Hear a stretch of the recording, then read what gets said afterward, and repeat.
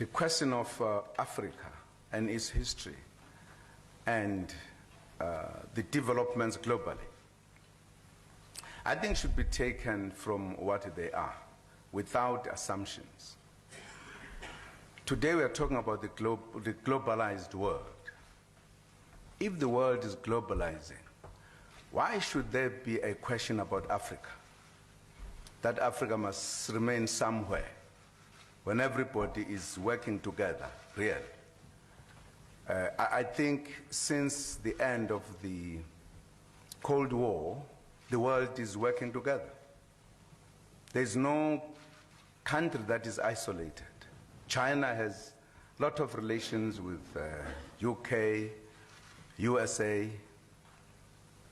Africa as a region, why must it be singled out for some views, so to speak? I don't think, in my own understanding, much as the question are understandable, but I think it's being unfair to Africa. Why should Africa be told who must have relations with and not this one and that one? Mm-hmm. I don't think that talks to our acceptance of globalization. We are globalizing, and Africa must be part of globalization. And you can't say we are globalizing because we have relations with certain regions, not other regions. And if we have relations with other regions, then we are questioned. Nor do I think countries that come to interact with Africa should be questioned. Why are you doing it?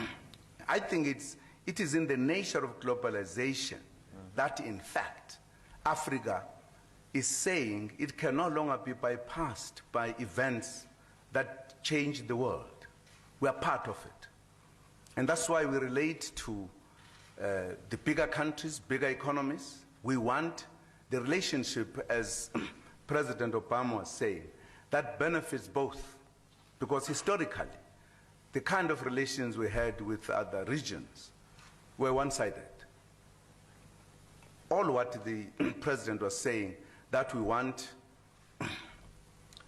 localization to be taken into account, whoever is trying to make relations with us, beneficiation of our resources, so that they benefit us. We ourselves, as another kind of area, we have said we need to do trade among ourselves, inter-trade in the continent of Africa. We are putting our 5 economic regions together so that we work as a continent together. We are having massive program in terms of the infrastructure to implement what you are talking about, to create that necessary platform, so that whoever comes to invest, we don't ask, are you an American, are we a Chinese? No, we enter into the relationship that must benefit both. And I'm happy that the United States share that view as well. So that is how these interactions are interpreted insofar as the African continent is concerned. We have been growing to speak with one voice, and we are now speaking in one voice as a continent. And that's why we look at those who try to pull one country this side and the other that side. That's why even the relations that we have with other regions, we are trying to do them as a unit, as an entity, as a region, rather than as individual countries. So that's what is happening.